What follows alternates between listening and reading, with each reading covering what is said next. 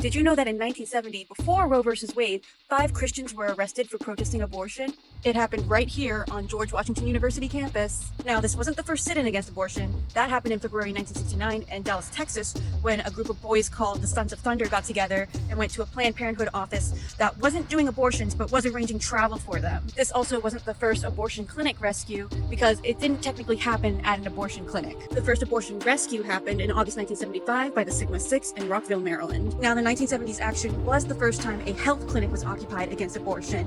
The clinic just wasn't performing abortions, and I'll explain why. Now, to set the stage, in November 1969, the district court ruled in a case U.S. versus Leach that Washington, D.C.'s regulations around abortion were unconstitutionally vague. This set it up so that clinics and hospitals could then perform abortions for pretty much any reason. Technically, it was supposed to be for medical reasons like mental health, but we all know how those loopholes go, right? So at this point, 5 hospitals in Washington, D.C. are doing abortions, and the editor of Triumph magazine, Brent, Bozell, looks at this and says, there has to be some sort of direct approach we can do against abortion. He was talking about direct action. So the editors of Triumph put out a letter to all of their subscribers declaring June 6, 1970, the day of the action for life. They told their subscribers that this action is designed to prevent the killing of babies. Their plan was to hold a mass of holy innocents, a rally, and then an action. Before the day of the action, they sent letters to the 5 hospitals demanding 3 things. First, a moratorium on killing the day of June 6th. Second, if they wouldn't do the moratorium, then baptize the babies before they're aborted, and give them a dignified burial. The event organizers chose George Washington University Hospital as their target. Now, the organizers of the action didn't want to prevent anyone from getting legitimate medical care at the hospital, so instead of occupying the hospital, they decided to occupy the offices next to the hospital where the abortions were being arranged. They planned to stay peacefully inside the clinic offices until the administrator, Victor Ludwig, gave them a response to their demands. So finally, it's June 6th, the day has come. 350 Catholics from around the states gather at the St. Stephen Martyr Catholic Church to celebrate the Mass of Holy Innocents, and the celebrant is actually the chaplain of the George Washington University Newman Center. Then it's 10:30 a.m., everyone gathers outside, picks up crosses and banners, and gets into the street to march towards George Washington Circle. So the procession makes it to George Washington Circle. They set up a little platform right here in front of the statue, and they note that the statue actually faces the hospital where they are doing the procedures. It's a Saturday, so there's a lot of abortions happening that day. Michael Schwartz steps onto the platform and gives the first speech. At the end, he shouts, "Viva Cristo Rey! Long live Christ the King." A few more people give speeches, then Brent Bozell steps up.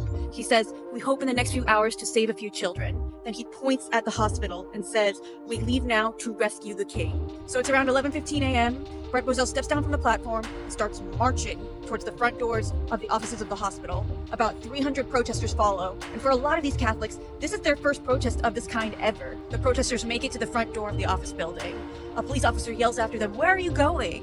When they look inside the office doors, they realize that there's someone standing there with a can of mace, and they're locking the door. Realizing they have to act quick, Brent Bozell and 4 other Sons of Thunder run to the side door of the office building. So it's all bricked over now, but there used to be some sunken stairs here, and then a pair of doors. And these are the side doors where Brent Bozell and the Sons of Thunder ran. Now, these were the doors to the student health clinic of George Washington University.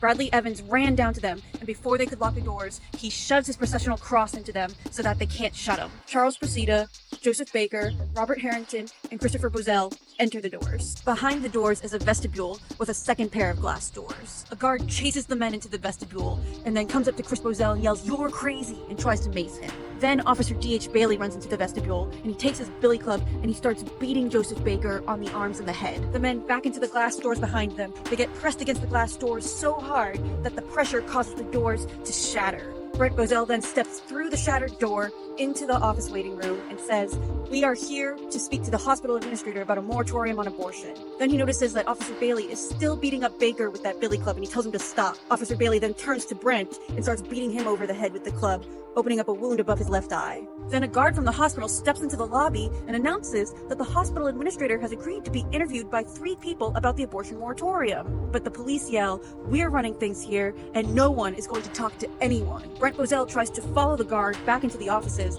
but a police officer stops him, takes his processional cross, and breaks the top off of it. Then another officer tackles him, forces him to the ground, and handcuffs him. The protesters are on the street singing the rosary. It's been about 10 minutes and they're waiting for the men to come out. When they finally do come out, 5 of them are in handcuffs. As each son of thunder is loaded into the paddy wagon, they shout at the crowd, "Viva Cristo Rey!" and the crowd shouts it back. The men were charged with unlawful entry, destruction of property, and assault of a police officer. Of course, they appealed this. Bradley Evans was fired from his job as a congressional staffer over this, but he said, "Christ gave his life.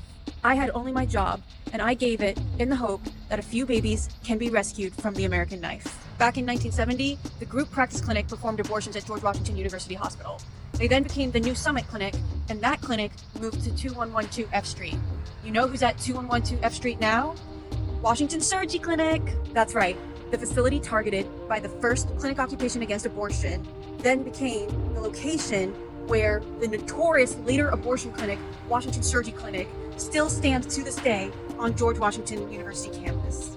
And George Washington University Hospital is still performing abortions. Apparently, they love them.